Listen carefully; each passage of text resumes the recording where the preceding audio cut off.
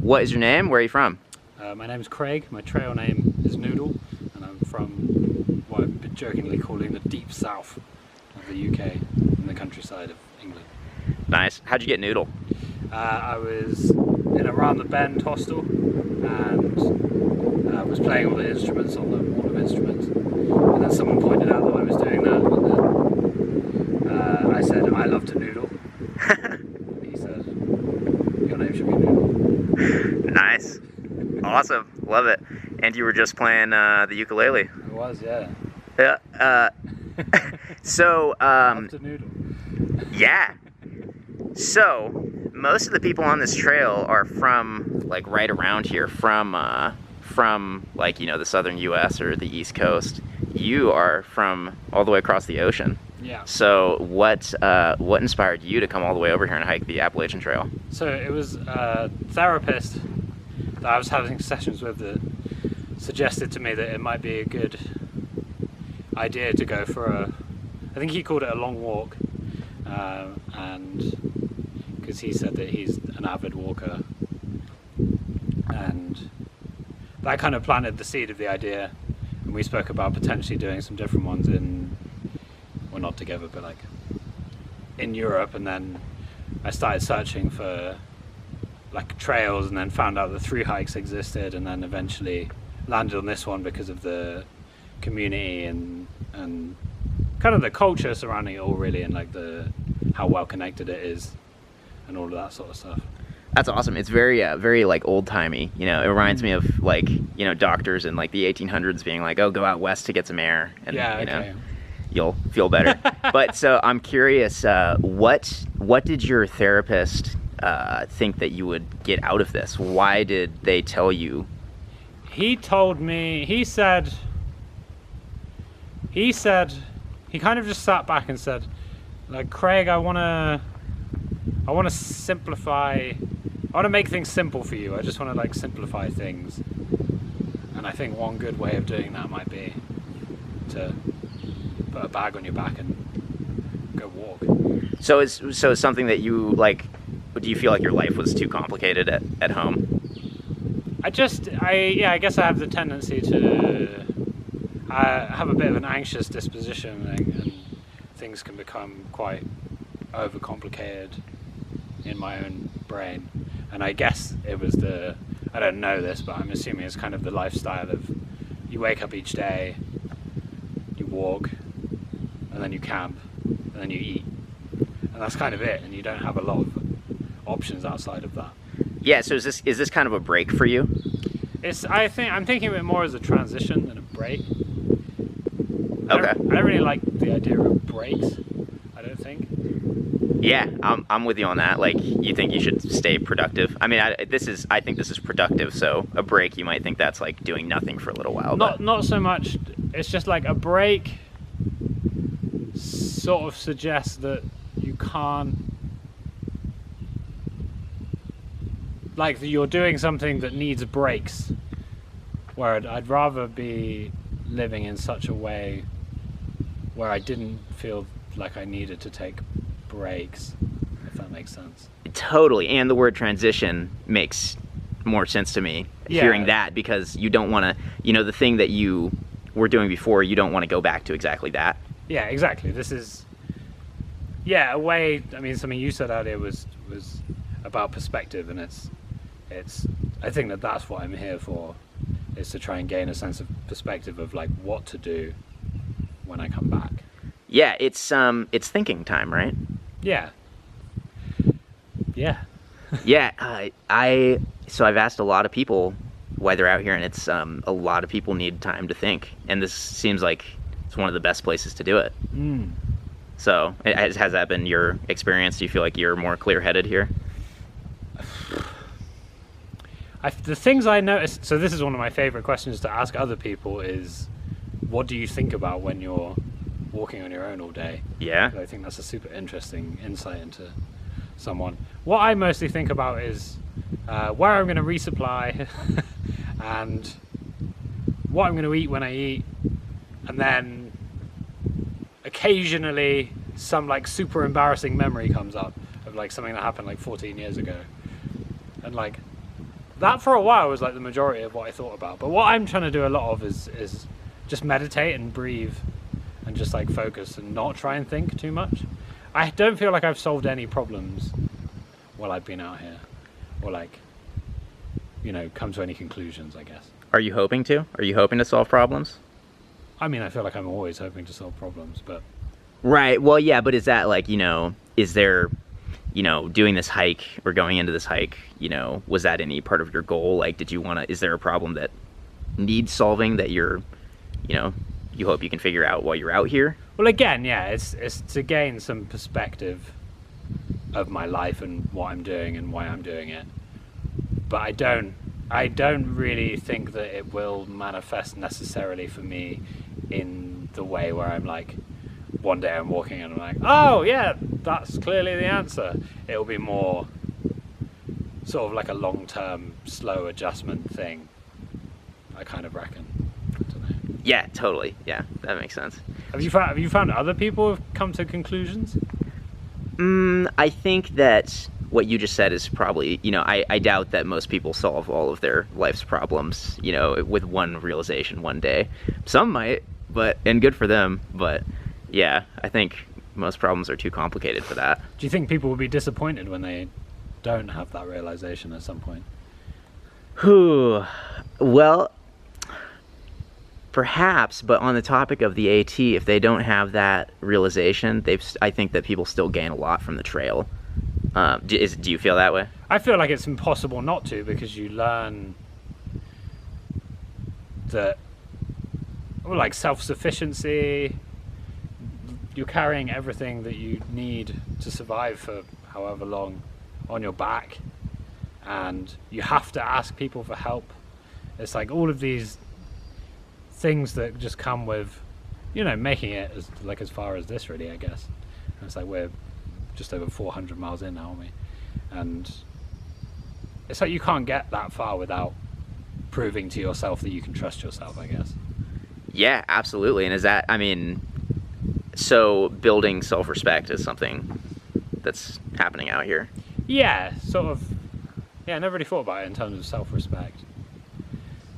Like faith in oneself, I guess. Yeah.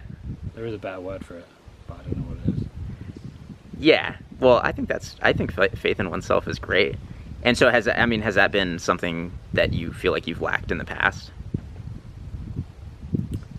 I often feel like I don't, like if I think backwards, or like, no, it's not even thinking about, if I think in a moment, like, you know, have I ever done anything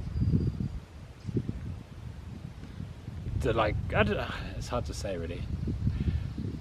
Basically what I'm trying to say is I end up throwing myself into stuff, not quite like this, but this kind of thing, fairly often, or like, I'll like live my life and be like, oh, and then I'll like go off and do something. But then I never feel like I do that. But I do. But I think this one will probably be different because like I'll go from this, not doing the whole trail, but then I'm planning to walk the Great Divide Trail in Canada directly after this, and that will be like, I don't know, over 1,000 miles combined. And it's like, if you told me 6 months ago that I'd walk 1,000 miles in the next 6 months following, I don't think I would have believed you. Yeah, even the Tao Te Ching thinks that's a great feat. You know, they have the poem that's like, "Journey of 1,000 miles begins with one single footstep." Yeah, okay. So. And the Proclaimers said that they would walk 500 miles and they would walk 500 more. Yeah, there you go. Yeah, yeah, a lot of significance to it. So speaking of throwing yourself into things like this, you really did. So tell me about when you came over here. You had no gear. Yeah. So I was trying to plan this. I had time. Well, I was working on a gig at home with work over several months. So I had time during that time where I was going to plan this whole trip, and then I kind of didn't do that just because of the like enormity of it all, and like just trying to like solve problems and stuff from behind a laptop screen is, I find, really difficult. So what ended up happening in the end is I was like, how can I make myself go to at least give it a shot. So I booked tickets to come here, and then bought some trail shoes because I watched a YouTube video where someone was like, get trail shoes rather than boots. And then I also bought a merino wool base layer because everyone said that they're good. And then, but I like literally didn't have a pack or anything else. And then I just flew to Atlanta, stayed in a hostel. The next day got the train to REI, and then I just went in and said, I'm going to start walking the AT in 3 days. I need to buy basically everything. And what did they say to you? I mean, they really did just sort of shrug and say, all right, okay, fine. You'll need a tent.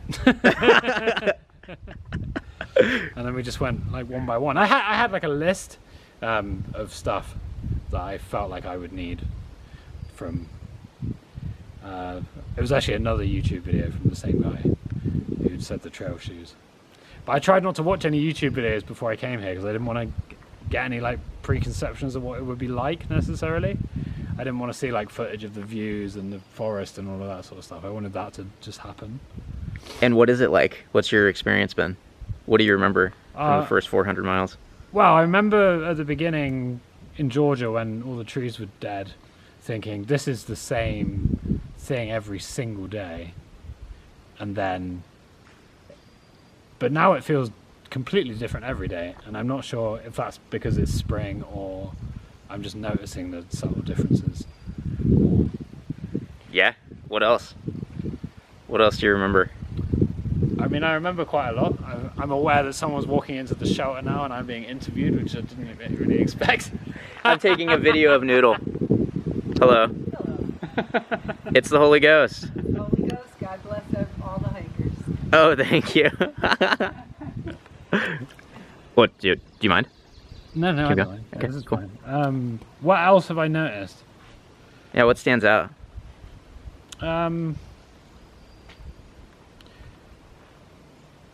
That people are obsessed with the elevation of of the trail, and I try and ignore people talking about it as much as possible because it's all just sort of ups and downs. I think the thing I've noticed I really enjoy about it is that it just keeps going, and the trail is always there, and it's always obvious, and it's like that's the next bit, that's where we came from, and that carries on tomorrow and the next day and the next day and the next day and the next day.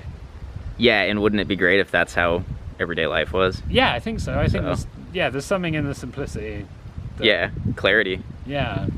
Yeah, you don't even have to think about where you're going because the path is already laid out for you. Yeah, and then I think the other thing that's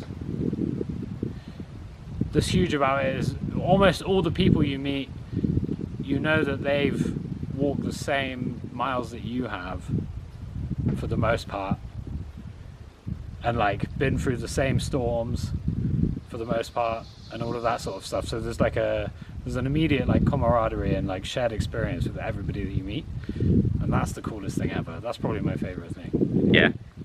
Yeah, absolutely. So yeah, is there anything that you have out here on the trail that you feel like is missing in your everyday life at home?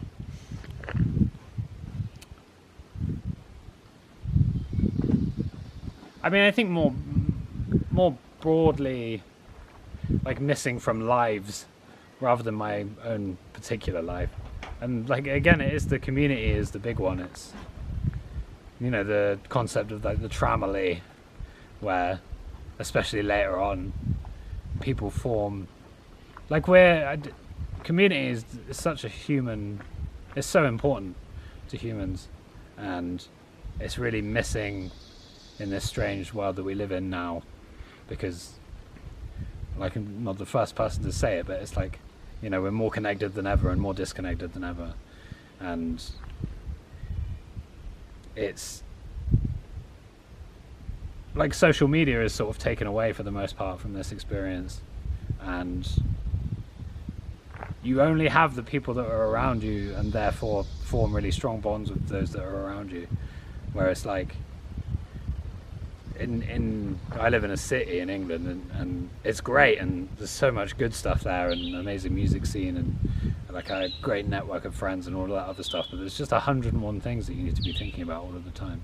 So kind of the simplicity is missing, I guess. Yeah, no, absolutely. And I mean, it's like, you know, community is what's allowed us to do basically anything as people. But then, you know, all the things that we have made at this point are then ruining that Yeah. community aspect that allowed it all to happen. And like even like the nuclear family of the two parents and the two kids, and that's kind of the accepted playbook for how you like bring up your kids. But like historically in like the hunter-gatherer time of our lives, which is, you know, the majority of human history, it's, you know, like the village brings up the village. And it's like there's a saying that like it takes a village to raise a child. But it's like that's kind of gone Yeah. now. And I think, yeah, this kind of highlights. This is sort of as close to being a hunter-gatherer you can get with it, I guess, without the hunting or the gathering. Yeah. Well, you gather, I suppose. A Dollar General. Yeah. Gather ramens. Yeah. Totally. Yeah, no, it is like a little nomadic village. Everyone traveling. Okay, so I have two more questions. Number one, what do you think other people would gain from this experience? I struggle to think how you couldn't gain something from it. Yeah. I think regardless of how far you go or anything, it's just, I don't know, willing to take the risk and doing it, I think is huge in and of itself. Yeah, you just jumped right in the deep end too with the going to REI and being like, all right. It was kind of the only way I could though, you know, it's like. Yeah, totally. It wasn't happening otherwise. Yeah. Okay, so now we've got, hello Hiker Trash. I'm doing an interview of Noodle. Cool. Yeah. That's awesome. Yep. All right.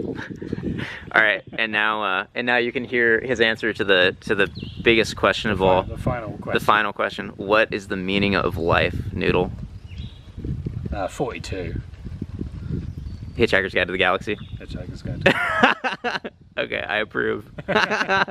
Nice. Do you have any other ideas? Okay, perfect. Remember 42. Okay. Thank you, and have a good hike. Thank you. It's fun.